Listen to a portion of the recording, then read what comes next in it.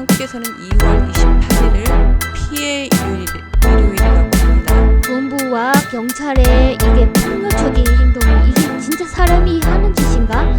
인간이 이런 거 해야 되는 건가라고 할 정도로. 윙글라바 해외 주민운동연대 미얀마 시민의 목소리를 듣다 세 번째 미얀마 현지 시민과의 인터뷰를 시작하도록 하겠습니다.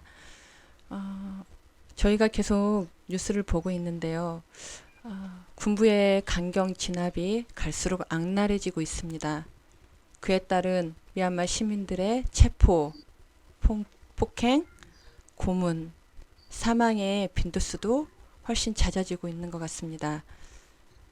오늘은 2007년 샤프란 혁명 이후에 감옥에 가셨고요. 12년형을 선고받으셨습니다. 그리고 2012년도에 일찍 출소를 하셨습니다. 얼굴을 가리지 않고 당당하게 보여주겠다. 그리고 나의 이름을 이야기하겠다고 나와주셨습니다. 진심으로 감사를 드리며 민테인툰 선생님과 오늘의 인터뷰를 시작하도록 하겠습니다. 미얀마 날씨가 점점 더워지고 있어요. 간단하게 선생님 소개를 해주시겠어요?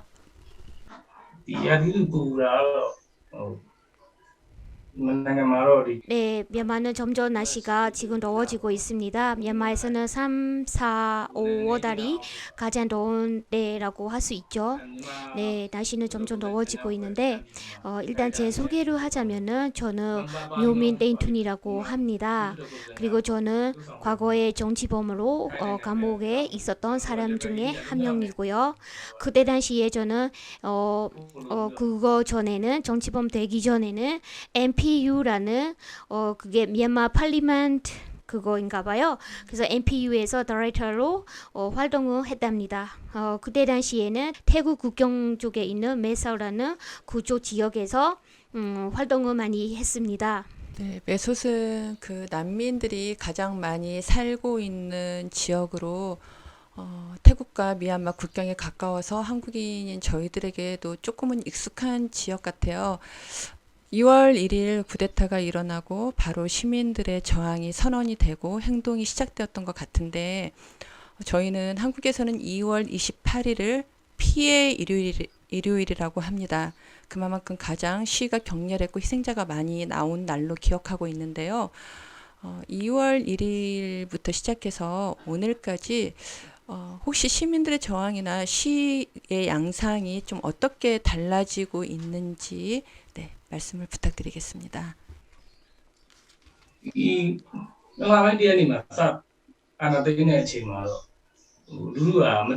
네, 지금 대표님께서도 알고 계시는 것처럼 저희는 2월 1일 날에 쿠데타가 미얀마에서 발생했습니다.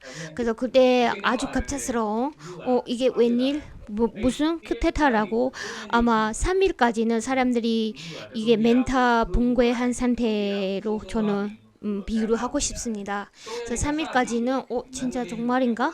이게 정말 벌어지는 건가? 3일 내내 이렇게 멘탈 붕괴한 상태로 있었는데 그래도 아주 다행이라고 생각한 게 4일날부터는 조금씩 움직임이 일어났다는 거죠. 그러니까 4일날에는 양곤이라든가 만들리에서는 아주 소수의 젊은 친구들이 이 시위에 대한 그런 활동들을 움직이기 시작했습니다.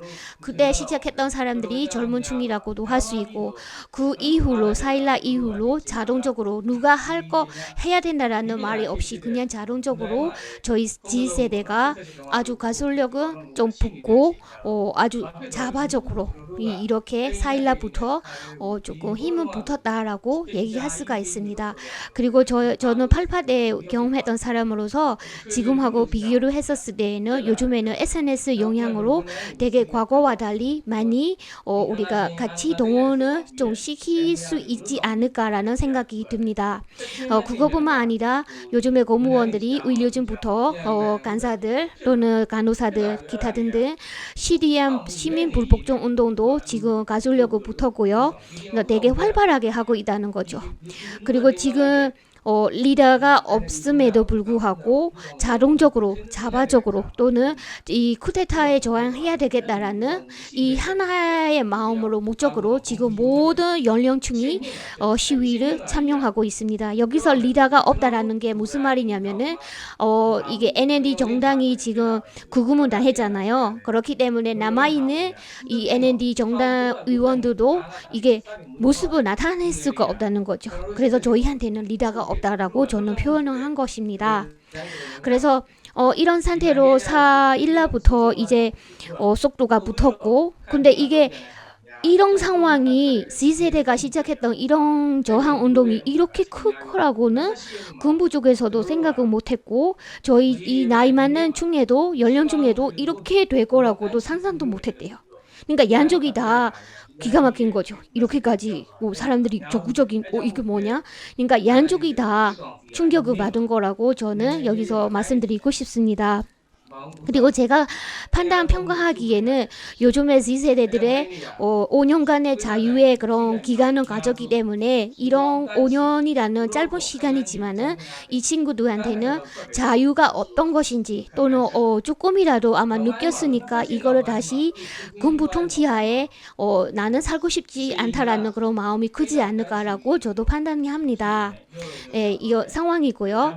그 다음에는 28일 날을 지금 대표님께서 아까 피해 일요일이라고 비유를 했던 것처럼 그날에 정말 되게 피해자가 많았었죠. 사상자도 생겼고 부상자 기타 등등 많이 생겼는데 그때 28일 날에 미얀마의 대규모 시위라고 SNS에서 알리고 그때 아마 군부의 말에 조금 빌리자면은 2천만 명 정도가 전국적으로 나오지 않았을까라는 생각이 든대요. 네, 통계는 아주 정확하게 말씀드릴 수가 없으나 2천만 명 정도가 28일 날에 나왔고 그렇게 나온 만큼 그날에 우리한테도 저항하는 시위대에도 군부나 경찰의 이게 강경 진압이죠. 그거도 엄청 심했다는 거죠. 그래서 28일 전은 이게 28일 전후로 좀 나뉘고 싶어요. 28일 전까지는 우리는 뭐 예를 들면은 군부랑 친한 대사관이라든가 그런 그 앞에 가서 평화롭게 운동을 하고 시위를 하고 그 다음에는 뭐 길거리에서도 아트하는 친구들이 함께해서 기타 치고 노래하고 좀 약간 스타일이 조금 평화롭게 유지된다고 할까요? 그래서 28일 전에는 우리 시위대도 그렇게 진행을 했고 그리고 군부 쪽에서도 아니네 많이 모이지 말라 그리고 조그만 소규모로 해야 된다라고 압박을 주고 그래서 서로 양쪽의 우리 입장이 그렇습니다. 하지만 28일 날에 이 피해 일요일날 벌어지고 난 다음에 시위하는 스타일이 완전히 달라졌습니다. 그래서 28일 이후에는 이게 군부와 경찰의 이게 폭력적인 행동이 이게 진짜 사람이 하는 짓인가? 인간이 이런 거 해야 되는 건가라고 할 정도로 너무너무 모습이 달라졌습니다. 그렇기 때문에 28일 날 전에 저희가 했던 시위 스타일대로 이게 도저히 지속될 수가 없더라고요. 그렇기 때문에 저희도 저항의 스타일을 좀 바뀌었어요. 달라진 게 아니라 바뀔 수밖에 없는 거죠. 28일 날 전에는 대규모로 예를 들면 술리라든가 레란에서 이렇게 대규모적으로 저항을 했다면은 이번에 28일 날 이후에는 자기 동네에서 여기서 동네는 양곤에서 33개의 타운십이 있습니다. 그래서 그 중에서 자기 동네에 자기 이게 공간은 좀 지키면서 그래서 동네별로 저항을 한다는 거죠. 그래서 자기 동네에 좀 공간이 있는 데에서 모든 사람들이 앉아서 조용하게 시위를 하는 거죠. 그리고 또 한 가지가 뭐냐면은 뭐 지난번에 3-4일 전에 산천이라는 동네가 있는데 거기서 포위를 다 했어요. 포위를 다 했는데 그러면은 거기서 SNS 올라와요. 우리 도와달라. 그러면은 부우클라바에 있는 사람이 가서 도와준 거죠. 사람들이 함께 모여가지고 주민들이 함께 모여서 가서 도와주면 또 경찰이 또 빠져나가고 이런 식으로 스타일들이 달라졌다고 저는 할 수 있겠습니다.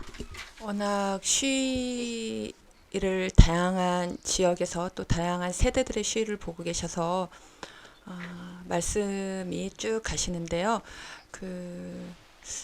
이미 이제 산천 같은 경우도 말씀해 주셨기 때문에 두 번째는 저희도 익숙할 만큼 시위가 가열차고 진압도 더 강경한 그런 지역들이 대표적인 지역들이 있는 것 같아요.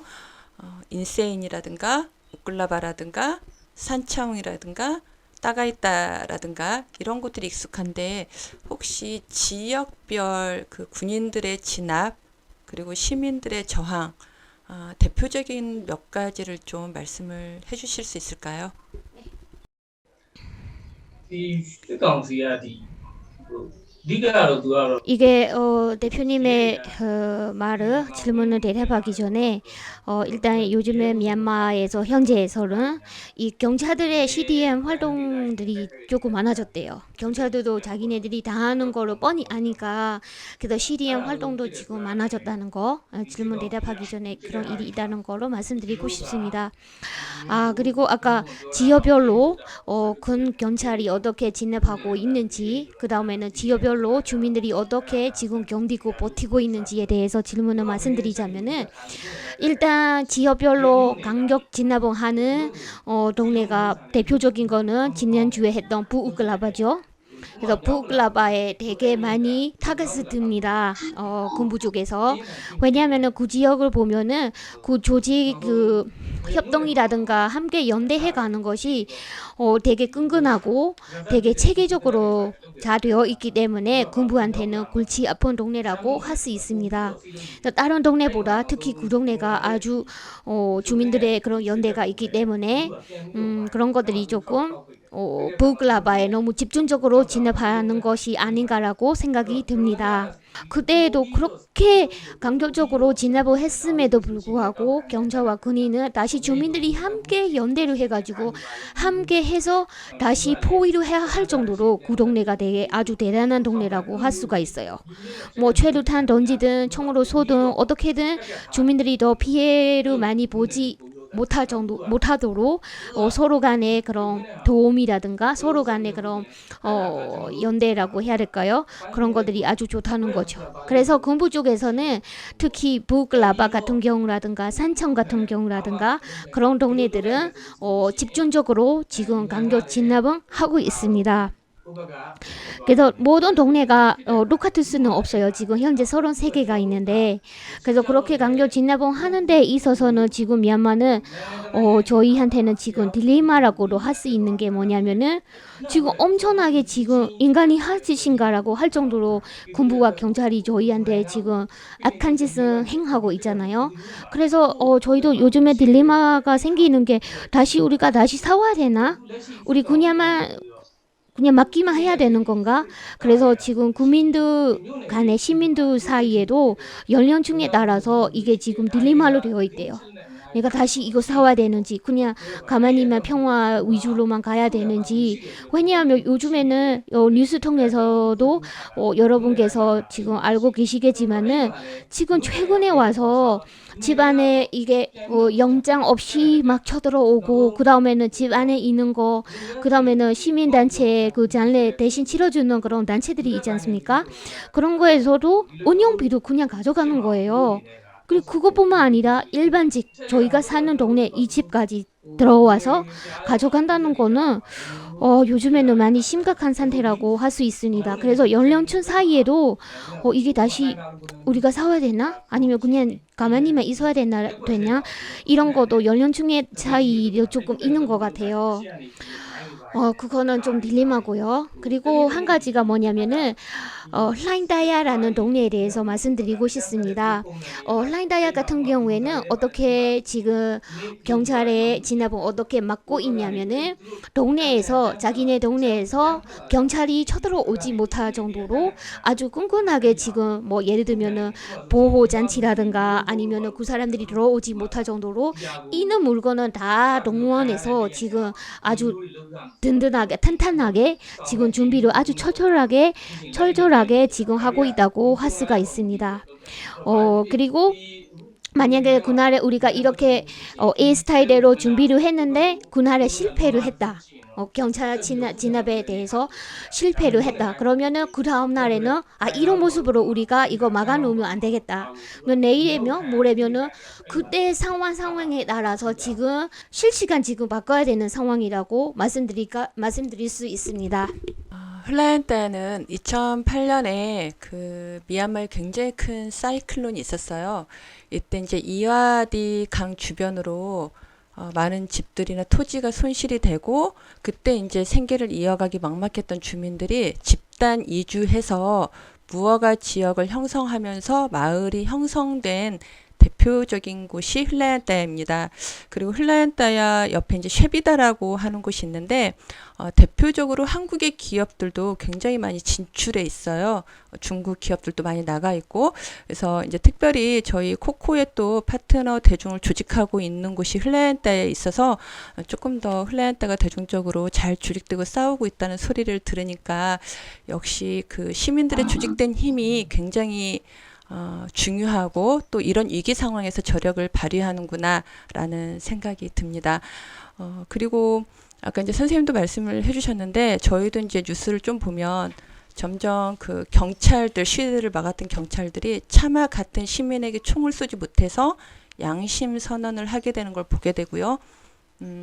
그리고 시위의 또 양상들 인터넷을 통해서 저희한테 전달되는 양상들을 보면 처음에는 비폭력, 평화적 시위 방식에서 스스로 드럼통으로 방패를 만들고 그리고 뭐 테니스채로 좀 묘사되기는 하지만 최루탄을 맞기 위해서 주민들의 손에 어떤 것들을 갖고 있는 것들을 보면서 내부적으로 경찰이 그런 강경 진압을 막기 위한 것들이 다소 폭력적이다라고 비춰질 수 있고 또 내부에서 비폭력을 계속 이야기했던 사람들 간에 내부적 갈등이 있지 않을까 이런 생각들이 좀 들어서 저도 세 번째 질문을 하고 싶었습니다.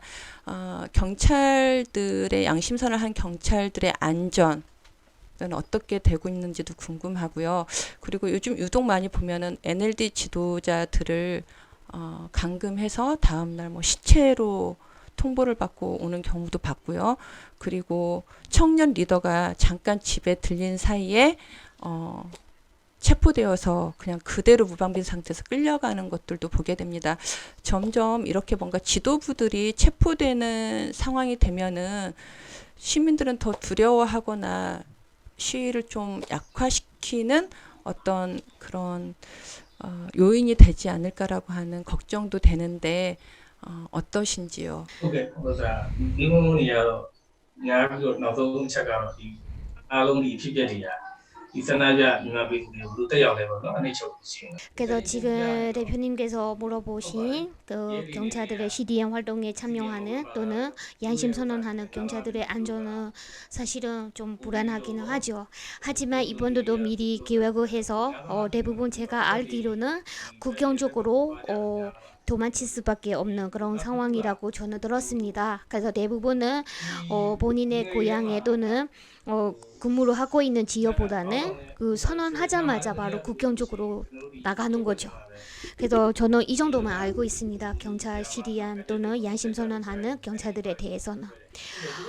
그리고 아까 NND 정당의 지도자들이 뭐 그날에 잡혀가고 다음 날은 시체로 돌아오고 또는 청년들의 리더도 끌려가고 체포해가고 그래서 이런 것들도 사실은 요즘에는 많이 강해졌죠. 거세지고 있고 그래서 요즘에는 시위대 낮에 지금 우리가 활동하고 있는 시위대에서 강경 진압한 것뿐만 아니라 이 군부가 CCTV를 통해서 지금 낮에 누가 뭐 하고 있는지 천연 리더들이 뭐가 있는지 낮에는 그냥 이렇게만 보는 거죠. 그냥 편안한 상태에서 상황실이 있잖아요. 한 도시에 그 상황실에서 이렇게 다 보고 리스트를 하고 밤에는 또 한 짓을 나쁜 짓을 한 거죠. 그러니까 낮에도 그런 폭력적인 그런 거 있는가 하며 밤에도 이제는 편하게 우리는 있을 수 없는 상황이 되었습니다. 그리고 또 한 가지는 뭐냐면은 군부적으로 계속 그거 스파이라고 할까요? 동네에 있는 사람들은 다 좋은 거는 아니잖아요. 그 중에서 군부적으로 계속 인포메이션을 주는 사람들도 있죠. 그런 사람들이 주면은 밤에는 이 사람이 그 사람에 대한 이 사람은 되게 열심히 활동하고 있다. 그러면은 그 사람 스파이의 그 정보 때문에 그 사람이 좀 피해자가 되고 있죠. 그리고 또 한 가지는 NLD 쪽에 요즘에 푸시를 해서 많이 지금 강력 진압을 하는 이유가 요즘에 임시정부라고 할 수 있는 CRPH이 있잖아요. 그러니까 그런 조직이 지금 구체적으로 많이 관계를 맺고 또는 NLD 수지 여사님이 들어가 계셔가지고 구금이 당해가지고 나머지 국회의원들이 함께 만드는 이 임시정부에 대해서도 이 지금 군부 쪽에서도 지금 타겟을 두고 있습니다. 네, 그러니까 어떻게든 이걸로 망가뜨려야 된다는 얘기죠. 그래서 자기네들이 군부 쪽에서는 그러니까 키 포인트로 타겟을 드는 게 뭐냐면은 CRPH이죠. 그래서 임시정부 어떻게든 이거를 우리가 망가뜨려야 된다라는 마음으로 지금은 모든 범행은 저지르고 있습니다. 그리고 또 한 가지가 첫 번째는 CRPH라면 두 번째는 CDM 시민 불복종 운동을 하는 공무원들은 타겟을 두고 있습니다. 그래서 그게 뿐만 아니라 요즘에 어떤 것이 또 달라졌냐면은 그 CDM 활동하는 사람들은 지원하는 사람들까지 지금 확대를 했습니다. 그러니까 하는 당사자뿐만 아니라 그 사람들을 지원하려고 하는 뭐 시민단체라든가 NGO 단체라든가 그 사람들까지 지금 확대를 했어요. 그래서 지원하면은 그 지원하는 사람까지 가서 체포해 버리고 어떻게든 지금 모든 그 반면이 체포할 수 있는 모든 것은 동원해서 어떻게든 지금 잡아가려고 하고 이게 잔머리를 잘 굴려내는 거죠. 공부 쪽에서. 그러니까 당사자만 아니라 그 당사자 누가 지원하고 있냐 그러면은 뒤조사까지 다 하고 여러 가지의 나쁜 액항을 저지르고 있습니다. 이 상황은 이렇습니다. 하지만은 우리가 222라고 2월 22일 날 이후에는 저희는 시민들의 힘은 저는 하나도 빠지지 않다라고 말씀드리고 싶습니다.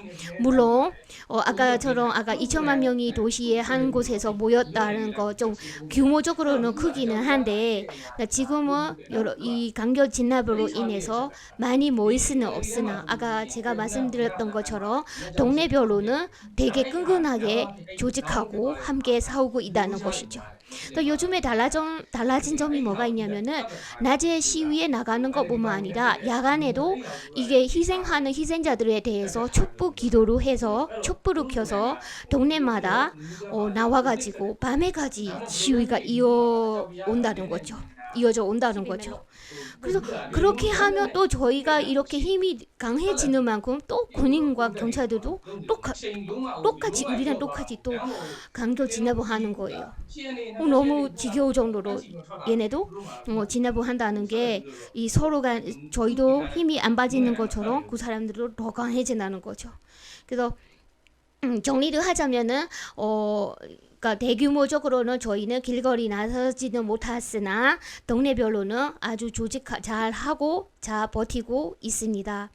그리고 지금까지 하는 얘기들이 종합해 보면 다 저는 양공 위주로 했는데 집안적으로 다시 한번 볼까요? 집안적도 안정적이라고 할 수가 없습니다. 그냥 하루하루가 되게 많이 거세지고 사망자라도 많이 생기고 오늘 3월 11일이죠. 목요일 날에는 지금 벌써 6명이 사망했다라는 소식이 들려옵니다.